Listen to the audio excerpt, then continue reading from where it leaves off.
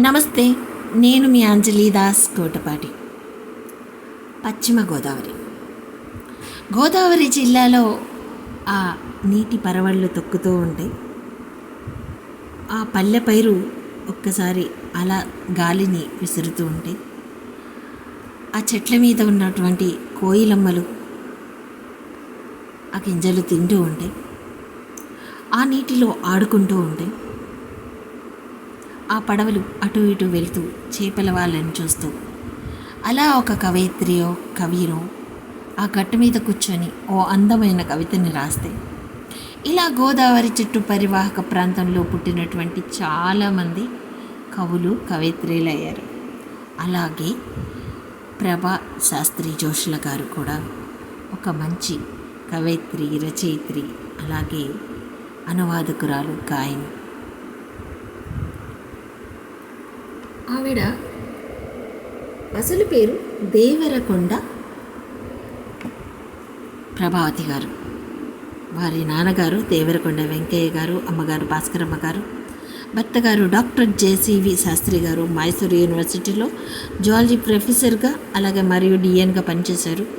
ఆయన ప్రోత్సాహంతో ఆమె ఎంఏ హిస్టరీ, ఎంఏ తెలుగు చేసి చాలా కవితల్ని రాయడం జరిగింది. ఎందుకంటే అది గోదావరి ప్రభావం కదండి.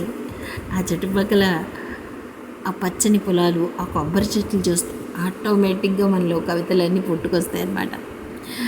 మేడం రస సుధా, మధురభావ, కథప్రభ, స్వాతిముత్తు, దేవరకొండ, ప్రాగి అండ్ ఫ్రెండ్స్, కావ్య సుప్రభ, మాయాదర్పణం వంటి అనేక కవిత, కథ, బాల సాహిత్య సంపుటులను రచించి ఆమె తెలుగు, కన్నడ భాషల మధ్య అనువాదాలు కూడా చేశారు. ఆమె 4 కవితలు యుగోస్లేవియాలో స్పానిష్, ఫ్రెంచ్ భాషల్లో అనువాదం అయి ప్రశంసలు కూడా పొందారన్నమాట. ఇప్పటి వరకు ఆమె తెలుగులో 2000కి పైగా, కన్నడలో 150కి పైగా కవితలు రచించి డాక్టర్ బిఆర్ అంబేద్కర్ రత్న జాతీయ సాహిత్య అవార్డును, అలాగే గుర్రం జాషువా గారి సాహిత్య అవార్డును,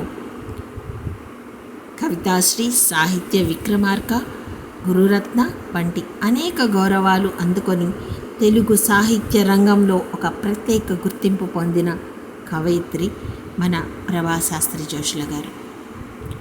ఆవిడ మేము సైతం పక్షుల కోసం మనం చేస్తున్న ప్రయత్నాన్ని చాలా మనస్ఫూర్తిగా ఆవిడ బ్లెస్సింగ్స్ అందించారు.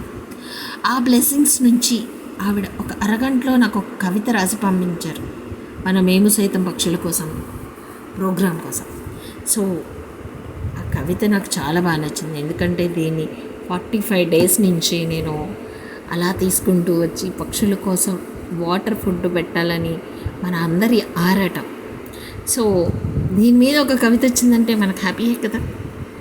సో చూద్దామా ఒకసారి ఏం రాశారు. కవిత పేరు రారా చిన్ని గోరింక. రారా చిన్ని గోరింక, అంత దూరం ఎగిరిపోకు, నువ్వెంత చురుకుగా చలాకీగా ఉంటావో, ఇష్టం ఉంటే పల్లె పొలాలకు వెళ్ళి ధాన్యపు గింజలను హాయిగా తినివచ్చాయి.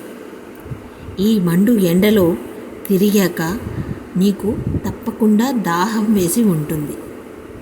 అందుకే నీకోసం నేను నీళ్ళు గింజలు పెట్టాను, తిని తాకి వెళ్ళిపో. నువ్వెందుకు మా ఇంటికి రావడం లేదు కదా?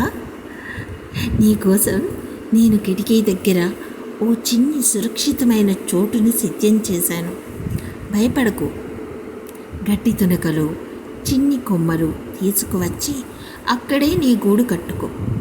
గూడు పెట్టి నీ చిన్ని పిల్లలను జాగ్రత్తగా కాపాడుకో. మా ఇంటి రావి మామిడి చెట్లపై ఆడుతూ పాడుతూ చిమ్చిమ్మంటూ నీ మధురమైన స్వరాలతో కిలకిలలాడించు. ఈ చిన్న పక్షి అంటే ప్రకృతి అందం, జీవం యొక్క ప్రతిరూపం. ఉదయాన్నే నీ గానం మనసుకు ఎంతో మధురంగా అనిపిస్తుంది. మన చుట్టూ ఉన్న ఈ ప్రకృతి అందాలను మనమంతా కలిసి కాపాడుకుందాం. ఏంటేంటా నీళ్ళు గింజలు పండ్లు పెట్టి రారా గోరింక అని ఆ పక్షులను ఆహ్వానిద్దాం. రాబోయే తరాలకు ఈ ప్రకృతి అద్భుతాన్ని చూపిద్దాం. ప్రభాస్ శాస్త్రి, జోషుల, మైసూర్. సో మేడం ఈ కవిత పంపించగానే ముందు నా ఫేస్లో ఆనందం, ఆ తర్వాత మనసంతా హ్యాపీ, ఒక చిన్న నవ్వు అనమాట. సో ఇంతకీ దీని అర్థం ఒకసారి చూద్దాం.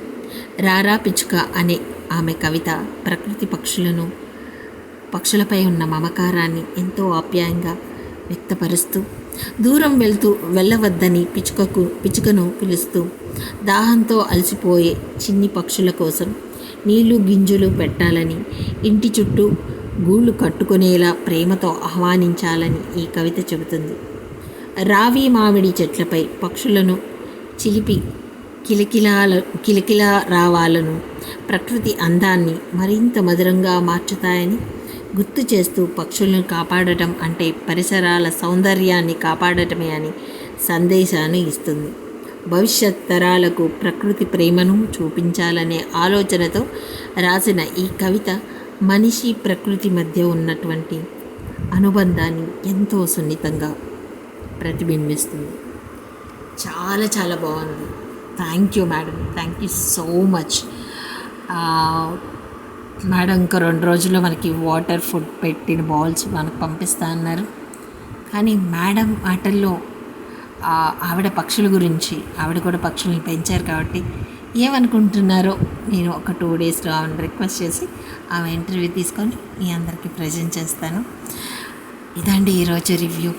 ఇట్స్ చాలా మనసు ప్రశాంతంగా, చాలా హ్యాపీగా ఈ 45 డేస్ మనం పడ్డ తపనకి ఓ అందమైన కవిత, ఒక ఫేమస్ కవయిత్రి కలం నుంచి మనకు వచ్చింది.